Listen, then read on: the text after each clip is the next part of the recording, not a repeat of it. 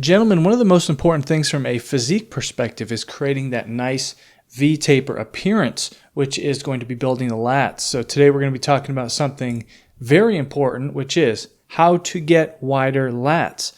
Specifically, we're going to be going over what I did to really add some meat onto my lats. I'm going to be sharing that with you so that hopefully you can get nice and wide lats. So today we'll be covering a few things.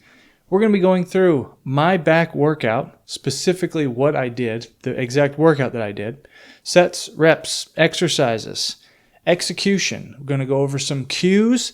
I even have some instructional videos for you to check out in this video. We're going to be talking about rest times, leveraging progressive overload, nutrition, and just a tiny amount of assisting low back work at the end if you want to check it out. So real quick, the Brofessor is here.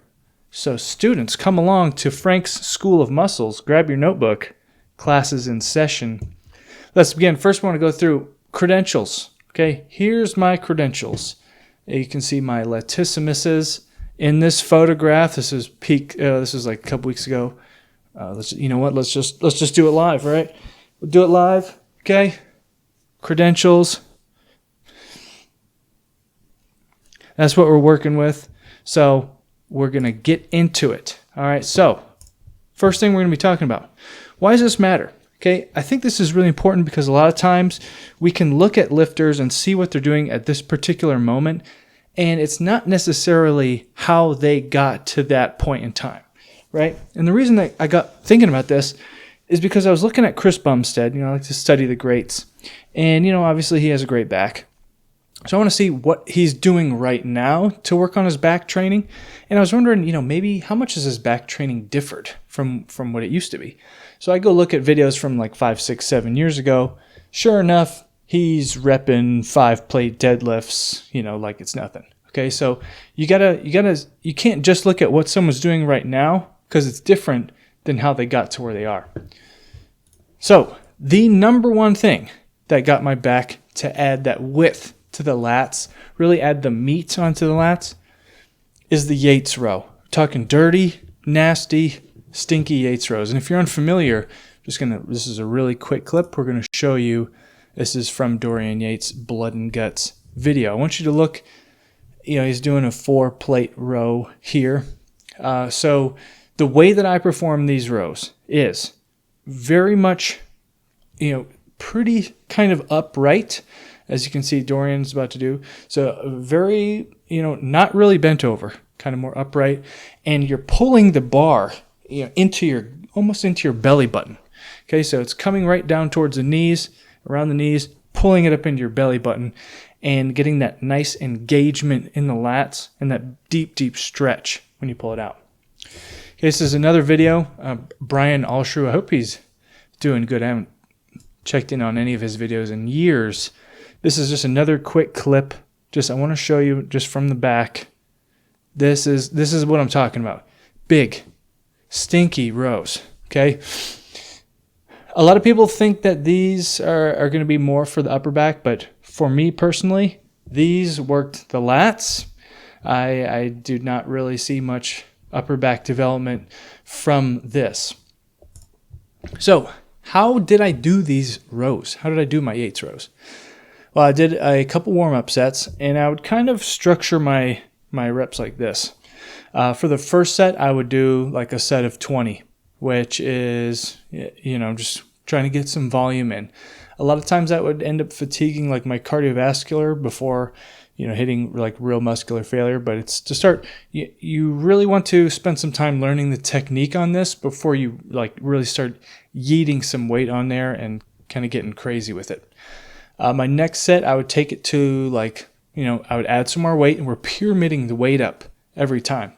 We're adding up the weight, and we're trying to get to like the 12 to 16 range of uncomfortability. And then that last set, and I'm doing 3 sets with this. We're talking 8 like all out, body English, stinky, nasty reps. Okay, and this is science-based lifter trigger warning. Yeah, we're doing cheat reps. Okay, And I think this is critical. I think this is absolutely critical to progressively overloading on the Yates rows. And I always do 2-minute minimum rest, and I like to time it on my watch or my phone or whatever. But I do timed 2 minutes rest. On a cut, maybe do just 2 working sets or maybe 1 working set. Or I might even get rid of this, not do this exercise on a cut altogether just because of the slightly higher risk of injury, being all like carb depleted. But if you're like pumping the calories like I am currently, or, like I did on my last bulk, I let it rip. Okay. And so I really, really feel like the key is these cheat reps, getting those beastly reps later on. And the thing is, I know a lot of people are, they're going to call this ego lifting. So I see a lot of videos of guys doing stuff similar to this on Instagram, and the comments are just all, ego lifting, loser. Okay, but just hear me out here. What do you think is going to help you get a more, what's going to help you get more reps of a clean 225 row? Okay, is it trying to get as many super perfect reps you can with 185 or 135? Or if every week you go in there and you put 315 on the bar and you really yeet out, everything you can with 315, that guy who can squeak out a couple on 315 is probably going to be able to drop it down to 225 and bang out a bunch of clean ones, right? So that next time you go in, now the 20 rep set and the 16 rep set or the 12 rep set, that's nothing. You're just throwing extra plates on, and you're putting weight on that's, your warm-up weight is going to be well above what other people are, what other people are doing for their full working sets. Again, trigger warning for the science-based types. Okay, I think the cheat reps are critical here. And I can't remember exactly who said this quote, break form or remain a newborn. I think it might have been Sam Sulek. So if you can remember who actually said this quote, you go and put it in the comments. I think it was Sam. But yeah, you got to break form or remain a newborn.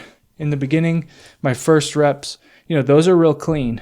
I'm really trying to get some nice, really solid, good form and everything, but I'm using some body English when I get to the heavier weights because I want to push. I want to really maximize how much weight I'm throwing on there and really stretch out my lats. And I'm telling you, when I was doing these hardcore, really adding extra weight every week, I'm telling you, the next morning, it just felt like I could punch somebody with my lat. My lat just felt so meaty.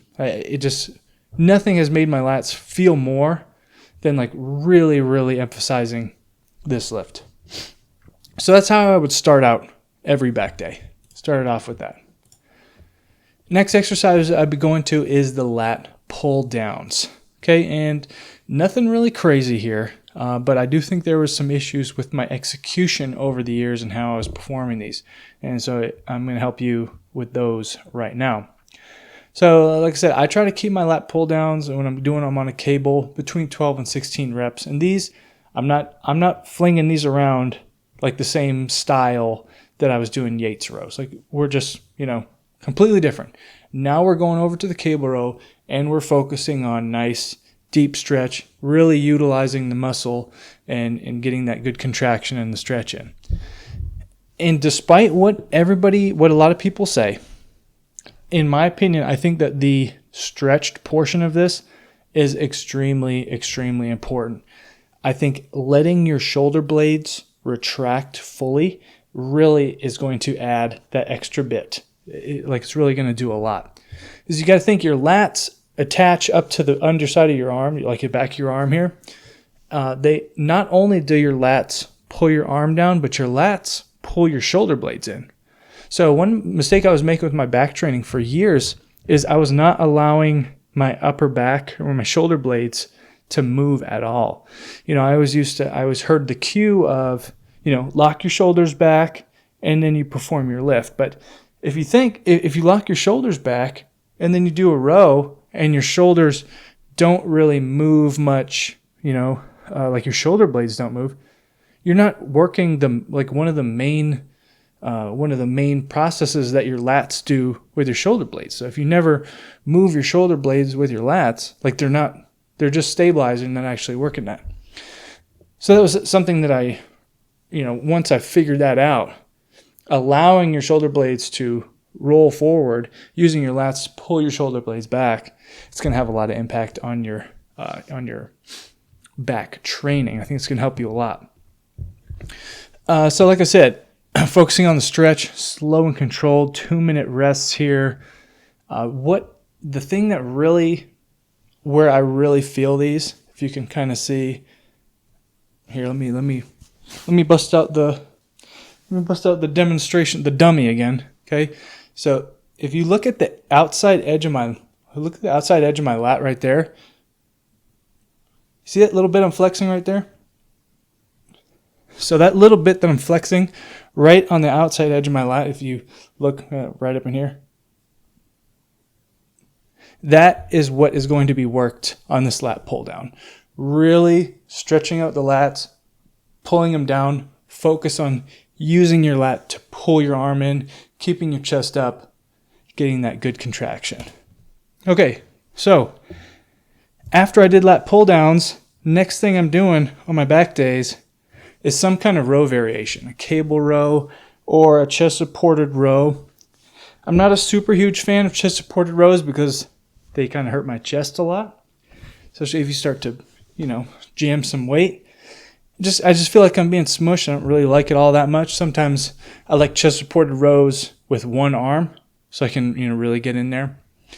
But again, the same thing. We're doing them in a different style than we were doing the Yates rows. Like we're just focusing on the slow and controlled, making sure you're actually using all the back muscles. So again, for these, I like to hit the 8 to 12 rep range. And like I said, I say this a lot. In my opinion, the basics work. Okay, so there's no like weird, crazy exercises with, we're not attaching the Velcro straps everywhere and doing all sorts of weirdness. The basics really work, right? So you might think, well, this back exercise is like very simple. There's only a few exercises and it's like the main, some basic movements. Yeah, that's actually the point.